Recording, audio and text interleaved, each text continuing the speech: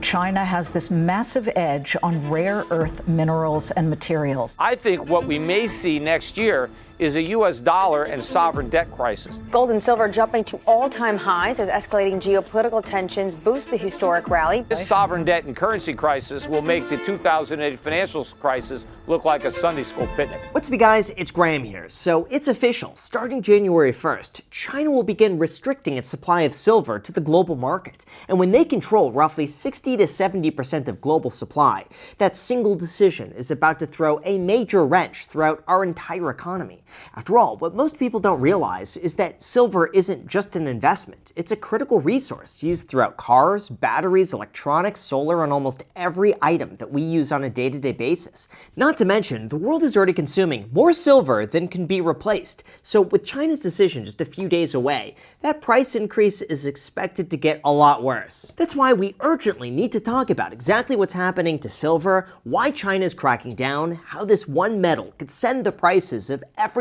higher, and whether or not it's too late to invest. Because with silver already up 150% this year, the next move isn't going to be gradual. It's going to be vicious. Although before we start, if you appreciate breaking news videos like this, it would mean the world to me if you hit the like button or subscribed if you haven't done that already. It's totally free, it takes you a split second, and as a thank you for doing that, here's a picture of a clownfish. So thanks so much, and also big thank you to Incogni for sponsoring this video, but more on that later. Alright, so in terms of where to start, let's talk about the best performing asset of the year, and that would be silver. Even though most people might imagine silver jewelry or some really fancy silverware your grandma's had hoarded in a storage unit for decades now, the reality is silver is one of the most important commodities in the entire world, and you've likely used it a few dozen times before watching this video. Why? Well, unlike gold, which is mostly secured in vaults as a store of wealth, silver is commonly used throughout everyday items for the fact that it is the most conductive metal in the world by far, even more so than copper, gold, or aluminum. This means every car, every appliance, every electronic, every smartphone, every solar panel, they all use silver. Like nothing comes even close. It's in every single circuit board, every switch, every 5G network. Multiply that by billions of devices, and that requires a lot of silver.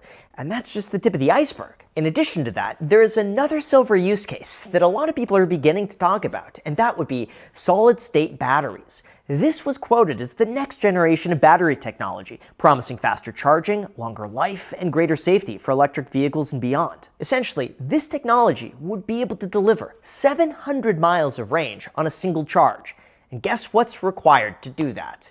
Silver. Now, in terms of how much silver we use, demand has increased to 50% of global production. In 2025, global demand exceeded 1.24 billion ounces. Global supply was just a billion ounces. And in terms of why they can't just mine more silver, well, there's a problem that we got to talk about, which is the silver shortage. The reality is 75 to 80% of silver comes as a byproduct of other mining for copper, lead, and zinc, and the remaining 20% of silver production comes from dedicated mines, of which are extremely time-intensive and expensive to process. On top of that, even if a new silver mine was just discovered, it would take between 12 to 15 years just for a first ounce of silver to be produced. To make matters worse, silver is trading at a higher price in China than it is in the West, and this has prompted a lot of the big players to buy up silver in London and New York and then sell it to China as an arbitrage opportunity for profit, essentially just taking supply and giving it to a country who's enacting their own export controls in just a few days. That is what's now creating this generational shift,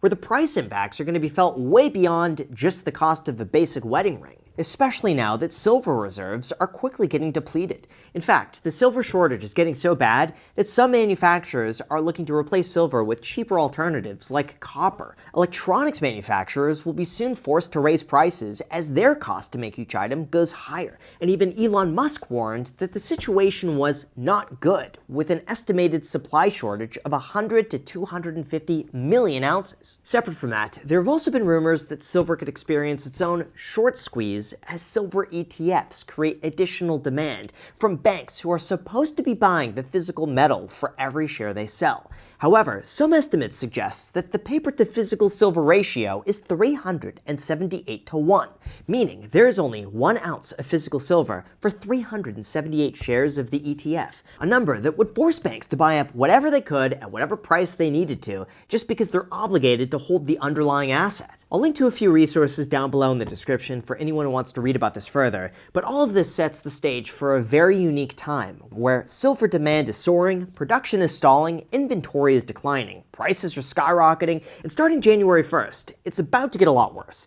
So what's about to happen, and how are prices about to be affected throughout everything? Although before we go into that, it's worth mentioning that silver is not the only thing being traded behind the scenes. Your personal data is too. For example, information now moves faster than ever. So for every account you open, every form you fill out, or every platform you use, your personal information gets copied, sold, and passed around the internet. This results in more spam phone calls, more phishing attempts, more random text messages.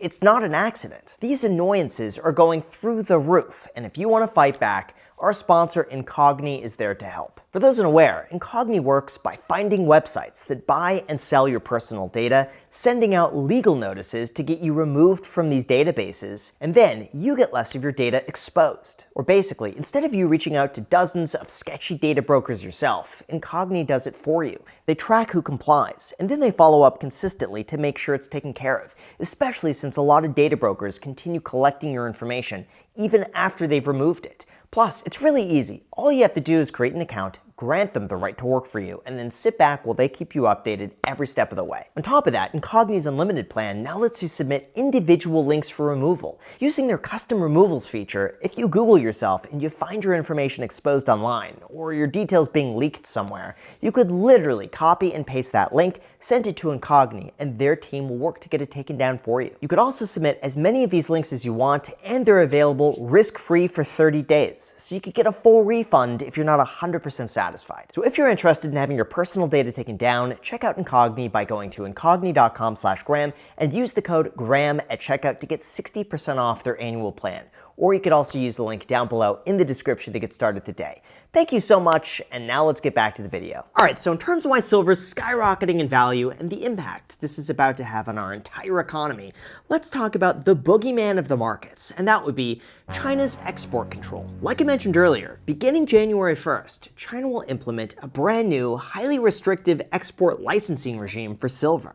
Essentially, the barriers are so high that to qualify, a company must agree to produce 80 metric tons of silver annually. Only large, state-approved, or heavily audited producers will be granted licenses. And since these are all done on a case-by-case basis, Beijing could simply cut off the global supply of silver if they want to prioritize their own needs. Now, in terms of why they're doing this and why now, keep in mind that China manufactures over 80% of the world's solar panels and a massive share of EVs, of which heavily rely on silver. As a result of that, if China is able to restrict their own exports, they'd be able to give priority to their own manufacturers at lower local prices and also push out the rest of the world. They'd also be able to gain leverage on a very strategic and very important asset, of which could potentially be used in future negotiations.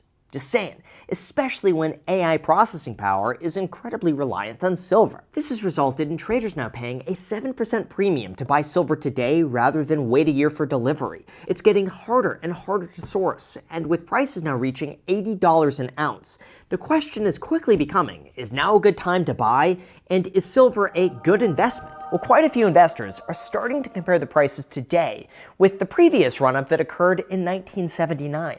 Back then, they had an oil shock, inflation, a dollar crisis, and geopolitical tensions that caused gold and silver to quadruple in price before everything came crashing down. Now, in terms of whether or not today is a good price to buy silver, a lot of investors look at what's called the gold to silver ratio, which calculates how many ounces of silver it takes to buy 1 ounce of gold. Historically, a ratio of 60 is said to be balanced. At 45, it's time to buy gold, and at 80, it's time to buy silver. Well, today with gold at $4,500 and silver at $80 an ounce, we arrive at a reading of 60, which means historically, silver is trading at a relatively normal value compared to that of gold. Or I guess put another way, if gold stays at $4,500 an ounce, this chart would suggest to sell silver at $100 and buy it at $56. Now, of course, if gold prices fall, this would skew the numbers to the downside, but all things being equal, this chart tends to balance itself out long term. Anyway, in terms of why silver might continue going higher, first, it appears as though a lot of the demand is driven by industrial use, and that's expected to increase over the next few years.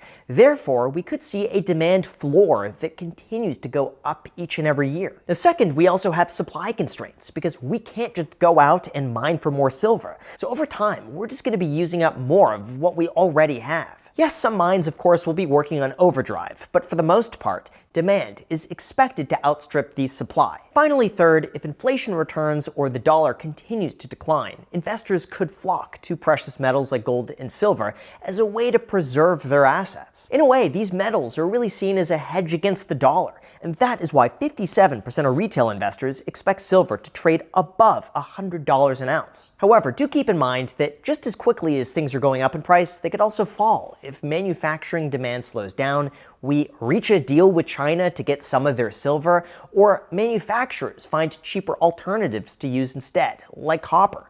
Honestly, in this market, anything can happen on short notice or no notice whatsoever. That's why my one word of advice is just as quickly as things could go up, they could also go down. Although in terms of what I think and what you might be able to expect over these next few years, here's my entire take on the situation and what I think is most likely going to happen. First of all, even though silver's price is up 170% in 2025, keep in mind, silver's 1980 price of $50 an ounce, adjusted for inflation, would be worth $150 today.